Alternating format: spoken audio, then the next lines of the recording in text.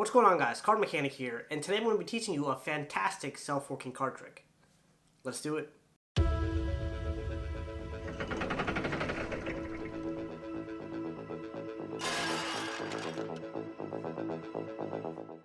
Alright, now check this out. I'll riffle through the side of the deck, have a spectator call it stop whenever. Let's just say about here. So we'll take that card, leave it right there, and have a spectator take a look at it. So in this case, it's the Jack of Spades. It really doesn't matter if I see it. It doesn't matter if I don't see it. All in all, it really doesn't matter, right? So we'll move that card somewhere in the middle of the deck. And at this point, I'll allow the spectator to cut, a small packet of cards off the top of the deck. So let's just say, boom, they cut off that many cards. Now I'll start dealing off some cards one at a time until I feel like stopping. Let's go a bit more. Yeah, I guess we'll just go with this many cards and hopefully that should work. Alright, so we have all these cards here and the spectator cut off a small packet of cards. Now let's count how many cards these are. 1, 2, 3, 4, 5, 6, 7, 8, 9, 10, 11, 12. Right, so the spectator has cut off 12 cards.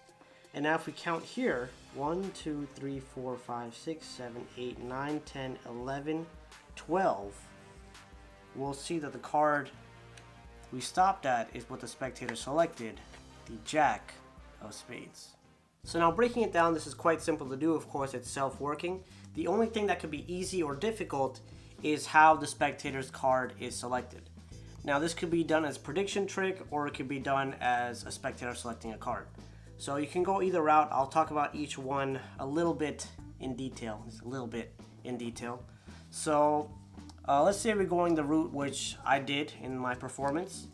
So the way I did this is before the trick started, I got a break under the top 20 cards in the deck.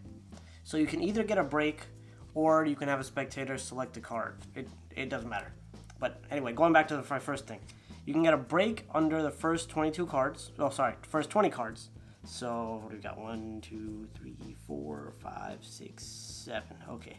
Hopefully that's 20 cards. Let me just double check. Alright, so it is verified that there are 20 cards. You get that small break right under the card with your pinky. Then I riffle through the side of the packet, allow the spectator to call it stop whenever, break at that point. And now keep in mind, I have the break here with my pinky. So I transfer that break over to a thumb break. So when I'm coming over like this, I get a thumb break, right? So we'll riffle through the side. Let's say the spectator call out here. I have my pinky break. I transfer that over to a thumb break.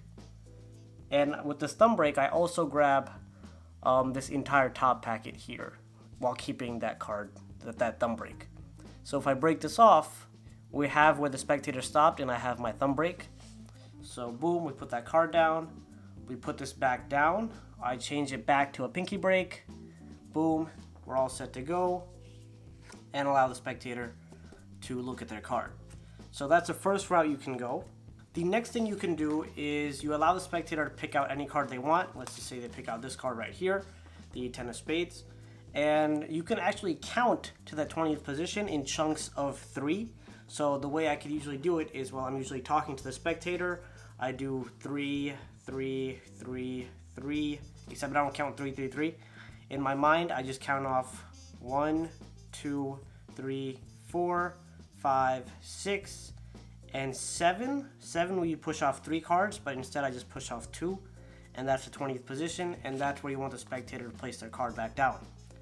So you could either go, you can go either route. I just find doing the break is easier because I know for me personally, especially when starting off, it was hard for me to count in packets while talking to the spectator because you can't be standing in front of the spectator doing this and not saying anything. That would be too weird. The spectator would clearly think you're counting cards.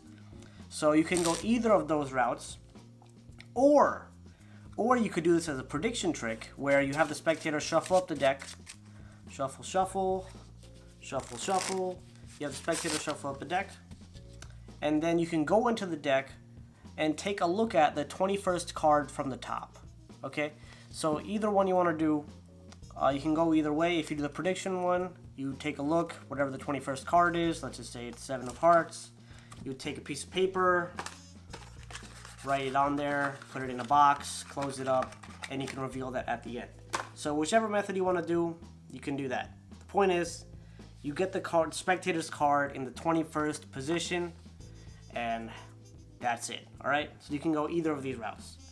Alright, so now the spectator's card's in the 21st position. I actually don't know what that card is, so let's take a look at what that card is. So that card is the Two of Hearts. Alright, so we got the Two of Hearts, and we asked the spectator to cut off a small packet of cards from the top of the deck. And you have to make sure the cards are less than 20, otherwise the trick won't work. So, boom, cut off a small packet of, I don't know how many cards, but you just have the spectator cut off a small packet less than 20. Now, if you feel like the spectator has cut off, you know, this many cards, which is, you can kind of tell is more than 20, ask the spectator to cut off a small packet.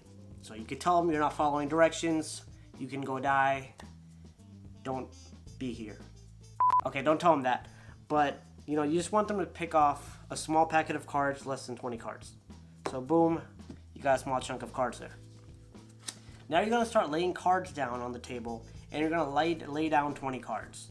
And you're gonna lay down, instead of doing this, counting 20 like this, you're gonna be doing it like this, okay? So you go 1, 2, 3, 4, 5, 6, 7, 8, 9, 10, 11, 12, 13, 14, 15, 16, 17, 18, 19, and 20.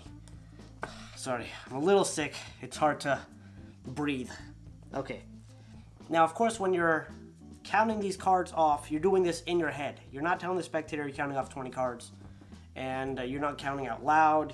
You're not making it, like, obvious that you're counting cards. You're just putting down cards while talking to the spectator. Now, this may be a little difficult if you can't count in your head and talk at the same time.